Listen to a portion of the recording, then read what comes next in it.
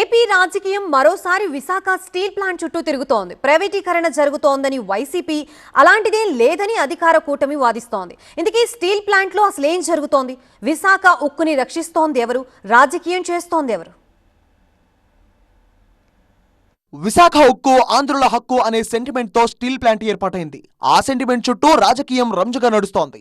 విశాఖలో పవన్ పర్యటన సందర్భంగా రాజకీయ రచ్చ మొదలైంది. కేంద్ర నిర్ణయాన్ని మీరు అడ్డుకోలేదంటే మీరే అడ్డుకోలేకపోయారంటూ ఒకరిపై ఒకరు విమర్శలు చేసుకుంటున్నారు. 151 ఎమ్మెల్యేలు ఉన్నప్పుడు స్టీల్ ప్లాంట్ ప్రైవేటీకరణను జగన్ అడ్డుకోలేదన్నారు డిప్యూటీ సీఎం పవన్ కళ్యాణ్.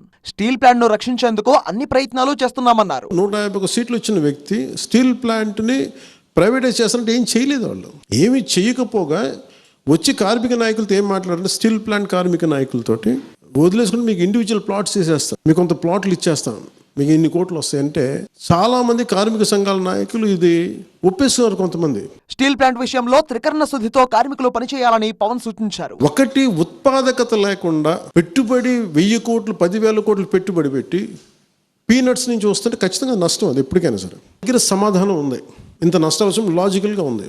మీరు చెప్పండి, మీరు ఇంట్లో వ్యాపారం చేసుకున్నప్పుడు నష్టం వస్తుంటే దాన్ని ఎంతకాలం భరిస్తాం? బ్లీడ్ అవుతూ ఉంది. ఇది వెనక్కి వెళ్ళడం అంటే ఏం లేదు. కాకపోతే ఏంటంటే మీరు కార్మిక సంఘాల్లో కూడా ఎంత త్రికరణ శుద్ధిగా ఉన్నారు, మీరు ఎంత చిత్తశుద్ధిగా ఉన్నారు. పవన్ సహా కూటమి నేతల వ్యాఖ్యలకు వైసీపీ కౌంటర్ ఇస్తోంది. సూక్తులు చెప్తున్నారే తప్ప స్టీల్ ప్లాంట్ కోసం చేసిందేం లేదంటోంది వైసీపీ. మరి స్టీల్ ప్లాంట్ మీద నిన్న చంద్రబాబు నాయుడు గారు ఏమైనా మాట్లాడారా? షాడో సీఎం లోకేష్ ఏమైనా మాట్లాడా? ఉప ముఖ్యమంత్రి గారు అయితే ఆయన ఏవో సూక్తులు చెప్తాడు పాపం. ఆయన మీకు ఏమైనా తెలుసా? ఢిల్లీలో వెళ్తే ఎలా మాట్లాడాలో తెలుసా? ఢిల్లీలో అన్ని లాజిక్లు మాట్లాడతారు. ఆ లాజిక్కి మన దగ్గర సమాధానాలు ఉంటాయా అని చెప్పి ఆయన మాట్లాడతాడు.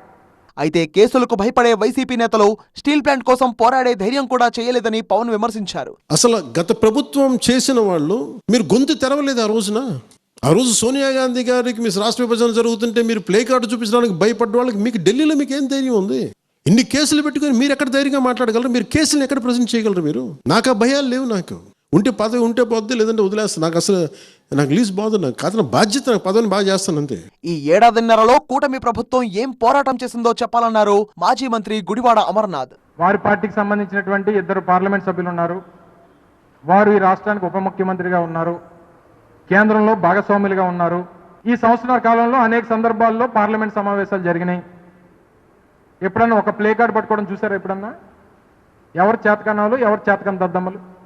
స్టీల్ ప్లాంట్ విషయంలో వైసీపీ తప్పుడు ప్రచారం చేస్తుందని టీడీపీ మండిపడుతోంది. చంద్రబాబు నాయుడు గారు ఉన్నంత వరకు, అలాగే పవన్ కళ్యాణ్ గారు ఉన్నంత వరకు ఇది ప్లాంట్ ప్రైవేటైజ్ కాదు. ఇది గతంలో 1998లో చంద్రబాబు నాయుడు గారే కాపాడారు.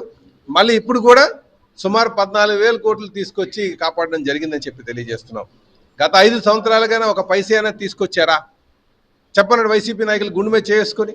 ఆ ప్లాన్ ఏదో విధంగా అమ్మేద్దామని ఆలోచనతో తప్ప ఆ ల్యాండ్ అమ్మేద్దామా, లేకపోతే ఆ ప్లాంట్ అంతా తీసి క్యాపిటల్ కట్టేద్దామా అని ఏదో లేనిపోయినది ఆచరణ కానటువంటి ఆలోచన చేస్తూ ముందుకు నడిపే తప్ప ఎప్పుడు కూడా ఒక పైసా కూడా తేలా.